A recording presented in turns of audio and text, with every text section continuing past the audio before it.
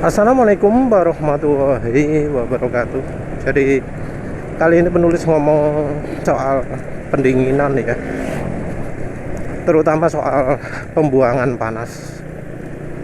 Jadi banyak sih ya yang ngomong oli mesin itu bikin panas, oli mesin itu bikin dingin. Ya, tapi fokus kali ini bukan oli mesin. Tapi ya cukup tahu saja ya bahwa oli mesin juga berpengaruh pada dingin dan panas. Oli mesin itu bisa bikin panas, terutama kalau encer, kalau kondisi di Indonesia.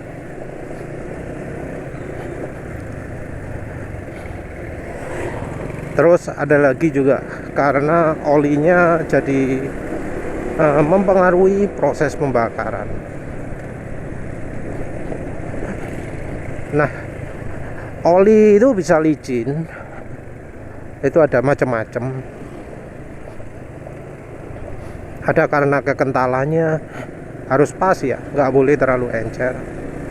Karena aditifnya ya harus pas, nggak boleh kurang. Lebih ono efeknya, tapi berlebih itu lebih banyak bagusnya daripada kurang. Dari beberapa testimoni dari pemirsa, biasanya ada dua ya, dua itu. Jadi ada yang karena kekentalan olinya kurang. Jadi kalau misalnya pakai oli dealer gitu ya, mesin panas. Pakai oli Shell, mesin panas. Tapi begitu pakai Mesran, pakai Fastron, pakai Win, pakai apa mana Eni, itu jadi dingin. Nah, kalau soal ini ya, panas dinginnya ini, merek Delta, lu BM1, Adnoc, itu malah bukan bukan opsi pilihan ya, kalau karena kekentalan. Jadi ini karena untuk kekentalan itu terutama untuk daerahnya yang agak panas ya. Ya tentu kayaknya sih di Indonesia lebih banyak yang nggak di daerah panas. Panas ini tentu penulis ngomong dari suhu ruang mesinnya ya, bukan dari apa yang dirasakan orang.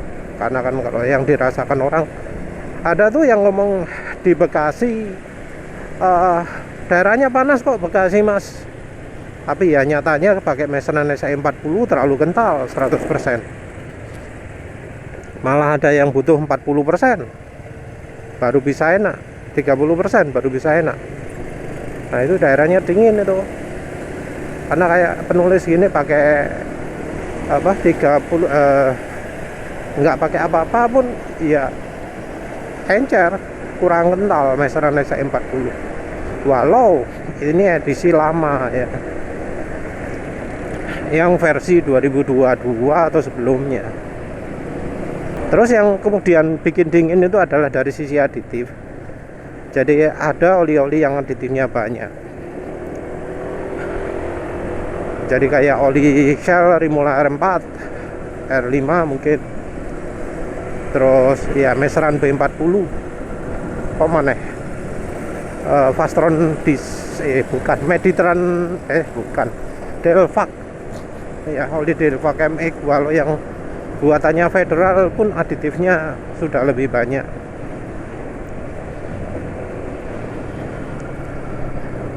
Tentu ada juga ya, sudah pakai Rimula, sudah pakai Mesran B40, mesinnya panas. Panasnya kenapa? Karena terlalu encer. Jadi ya kita nggak bisa lihat secara keseluruhan ya, kita harus lihat dari kasus per kasus. Karena tiap orang, tiap daerah, tiap motor, tiap cara pemakaian itu ada oli ideal sendiri-sendiri. Nah ini kita bukan ngomong soal olinya ya, dan ya terutama ini untuk mobil. Walau untuk motor juga ya agak berlaku juga, yaitu soal panas ya, gimana cara buangnya. Untuk motor dengan radiator itu, motor mobil ya, sorry, itu ya tentu kerja radiator yang normal itu dibutuhkan. Normal itu nggak ada apa, gelembung-gelembung, nggak ada pengembangan macam-macam gitu ya. Jadi radiator bekerja normal, nggak ada bocor rembes kulannya ataupun olinya ataupun kompresinya ya. Yang kemudian apa perlu diperhatikan adalah ya cairannya ya. Cairan kulan itu penting untuk memilih merek yang tepat, karena ya bisa terjadi masalah, misalnya kompatibilitas. Kalau masalah kompatibilitas itu biasanya rembes, bocor gitu, penyebabnya karena ada masalah kompatibilitas antara cairan kulannya dengan komponen yang ada di sistem pendinginan. Terus pemilihan kekentalan, bukan kekentalan, rasio ya. Jadi yang namanya kulan itu harus pilih yang rasionya pas. Kalau pakai 50% nggak cocok mestinya, karena ya Indonesia kan negaranya iklim tropis, butuhnya kulan yang pendinginannya bagus. Mungkin ada kulan yang mengandung servo aluminium, tapi ya perhatikan juga namanya partikel, itu bisa jadi sumber endapan, sumber deposit pembuntuan gitu ya. Jadinya ya bisa bikin masalah ketika kulan itu dipakai terlalu lama. Ketika kulan sudah rusak, partikel logamnya jadi turun semua, jadi rusak. Untuk soal pH, penulis sudah bahas sebelumnya ya, itu sebenarnya tergantung dari pemilihan merek juga ya. Ada yang ngomong jadi berlumut, kalau terlalu basah jadi berlumut, ya enggak juga sih. Yang penting ya dari merek itu. Kalau terlalu asam, logamnya yang kena. Kalau basah ya karat, sumber masalah lain yang bisa muncul. Kalau karatnya sendiri biasanya karena nggak ada anti karat ya. Sayangnya untuk soal ini informasinya itu sering nggak di satu tempat. Jadi ya dari mekanik ini tahu, oh penyebab rembes merek ini. Mekanik lain tahu, oh penyebab karat merek ini. Yang lain lagi tahu, oh yang menyebabkan lumut merek ini gitu ya. Jadi bisa beda-beda ya. Nah yang penting juga itu adalah pembuangan panasnya ya, terutama untuk mobil. Untuk motor ada beberapa yang ya butuh pembuangan panas yang baik di motor matic. Jadi di motor matic itu kan dilema juga untuk Indonesia ini, karena ada sistem perlindungan anti lumpur ya di bagian bawah mesin, yang kalau terlalu longgar itu lumpur atau cipratan air bisa masuk ke daerah atasnya mesin, dan ini bisa membuat banyak cukup banyak masalah. Bisa mempengaruhi sensor, bisa mempengaruhi soket, rasanya juga bahkan bisa membuat tangki karatan, membuat sekring jadi karatan, bahkan membuat kabel yang ke ECU jadi karatan sehingga ngefong, sehingga terbakar gitu ya. Kalau yang di Yamaha soketnya yang terbakar, kalau di Honda yang di ECU yang terbakar. Ya memang ada problem lain juga, tapi menurut penulis kena tampias air itu salah satu penyebabnya. Bukan penyebab utama, tapi yang mempengaruhi. Karena ya yang namanya embun, uap air kena ke soket.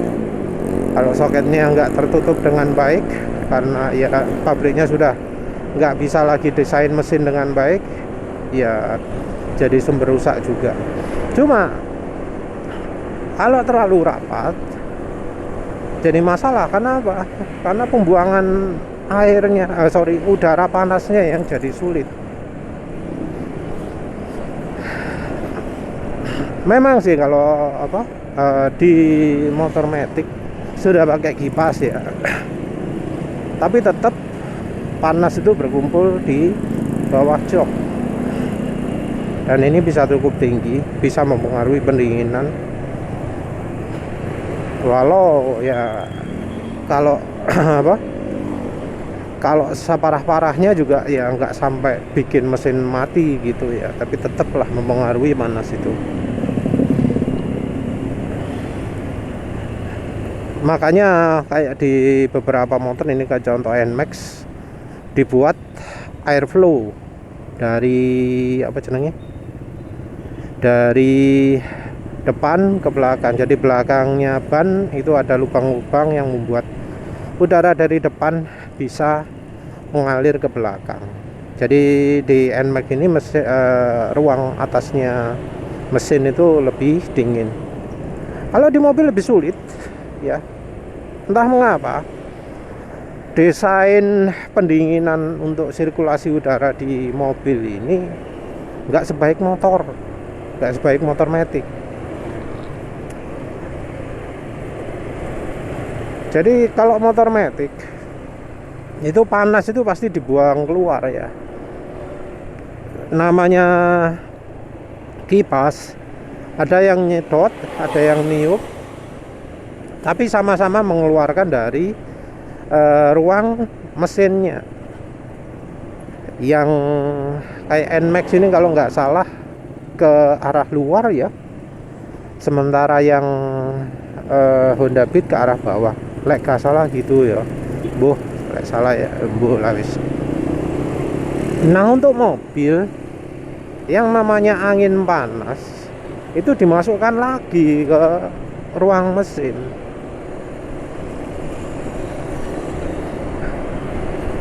Nah ini jadi sumber masalah.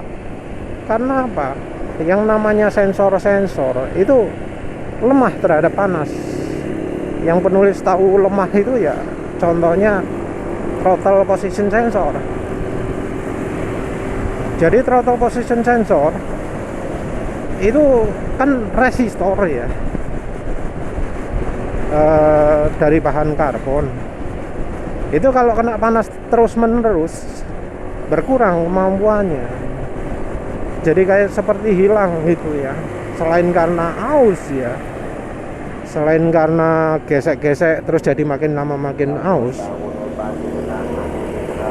kalau kena panas terus menerus daya hantarnya juga entah bertambah entah berkurang, tapi kan berubah. Ketika daya hantar ini berubah, jadinya error.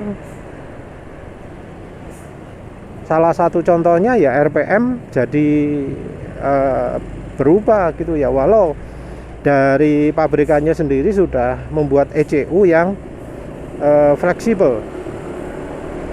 Jadi ECU-nya akan secara otomatis mengadaptasi maksimal minimal. Jadi kalau posisinya kok nggak pernah 0%, kok selalu 10%, selalu 20%. Nah 20%-nya itu dianggap sebagai 0. Jadi adaptif lah ECU-nya. Tapi tentu ada limit. Selain TPS, ISC mungkin enggak ya. Kalau ISC itu lebih kepada filtrasi udara. mau yang di motor matic maupun yang di mobil, lebih pada filtrasi udaranya. Filtrasi udara bawaan kadang masih kurang bagus, sehingga masih memungkinkan debu-debu yang sangat kecil untuk mampir ke ISC-nya, lubang ISC-nya, membuat ISC-nya makin lama makin kotor, terus jadi malfunction ya, jadi gagal bekerja karena debu-debunya itu menghambat atau bikin lubangnya makin sempit dan seterusnya ya. Kalau untuk mobil yang bisa cepat rusak juga adalah aki. Tentu kalau motor mungkin ya yang akinya di bawahnya jok. Jadi kayak motor apa ya yang panas sekali? Oh ya, Next 2. Suzuki crossover juga. Itu juga jadi sumber berkurangnya umur aki ya. Karena kan di Next 2 itu nggak ada ventilasi dari depan, yang dari belakangnya sangat buntu sekali, sangat rapat gitu ya. Jadi ya panasin nemen. Kalau di mobil biasanya ya sampai ekstrim, karena namanya apa jenenge, pemakaian listrik atau charging itu akan membuat aki makin panas. Dan yang diperparah dan juga kemudian aki ini kena panas dari angin radiator. Namanya angin radiator itu kan pasti merupakan pembuangan panas ya. Kalau mesinnya panas ya angin yang dihasilkan akan juga panas. Panas ini juga bisa jadi dilema ya, karena ya angin yang terlalu panas bisa merusak ECU, mengurangi umurnya throttle position sensor dan sensor-sensor lain, mengurangi umur aki ya. Tapi di sisi lain, kalau anginnya dibuat dingin, itu dalaman mesin yang jadi panas sekali. Oli sangat cepat sekali jadi hitam, terus sering overheat, terus blok mesinnya bisa melengkung atau headnya yang melengkung. Jadi ya sebuah dilema ya, pilih awet yang mana, awet dalaman mesinnya kah atau awet komponennya. Ini kalau kita masih menggunakan masih mempertahankan cara standar. Tentu kita bisa pakai alternatif lain, yaitu ya kita akali sendiri lah. Gimana caranya panas angin radiator ini nggak masuk mesin lagi. Mirip dengan metode-metode yang dipakai di mobil balap ya. Jadi mobil yang dimodifikasi untuk balapan, untuk track racing, itu kan namanya pembuangan panas itu diperhatikan sekali ya. Jadi angin radiator itu akan diarahkan ke bawah atau ke samping sehingga muncul ada lubang gede gitu ya. Jadi lubang gede itu bukan hanya untuk masukkan udara saja ya. Jadi mungkin kalau di Indonesia itu yang populer modifikasi kap, sehingga seakan-akan ada air intake-nya.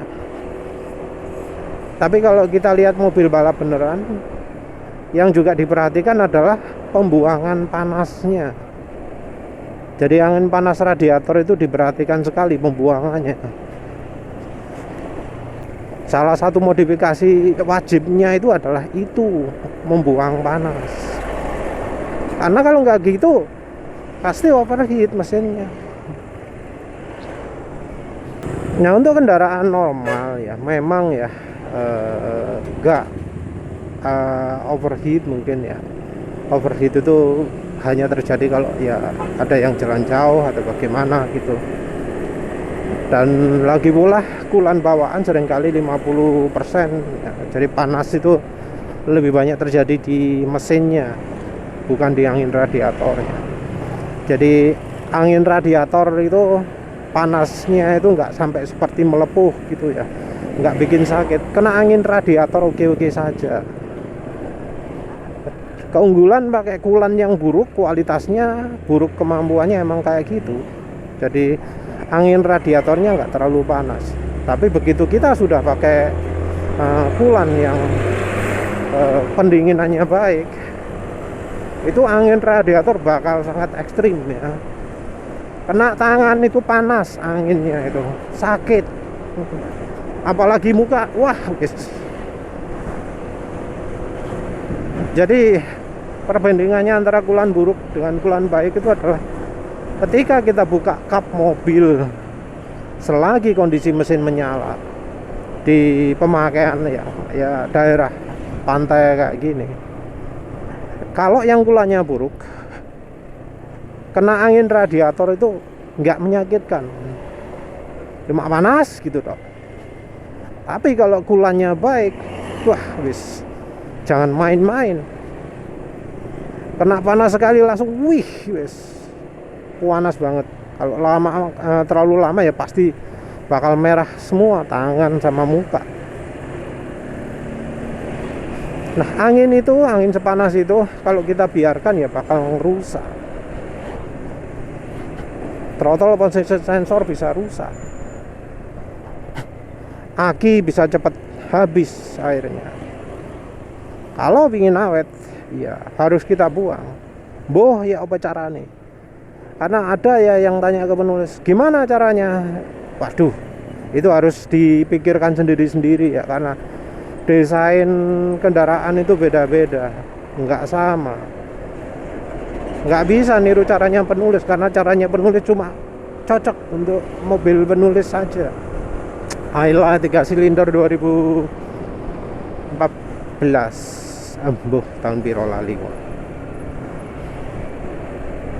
Tapi yang jelas mboh ya apa carane, pokoknya anginnya itu harus keluar dari mesin. Mau pakai tambahan kipas kah, mau pakai deflektor, maksudnya anginnya itu diarahkan pakai kisi-kisi kah, pakai logam, pakai opo, pakai kaleng lah. Ini penting ya, karena rupanya pabrikan itu nggak mikir bahwa kendaraannya bakal dipakai di daerah yang panas. Kebanyakan cuma dipikir gimana caranya aman di suhu beku, sementara di suhu kayak Indonesia kurang dipikirkan. Jadi kita harus ngakali sendiri. Ya wes lah, itu saja. Terima kasih udah menonton. Assalamualaikum warahmatullahi wabarakatuh.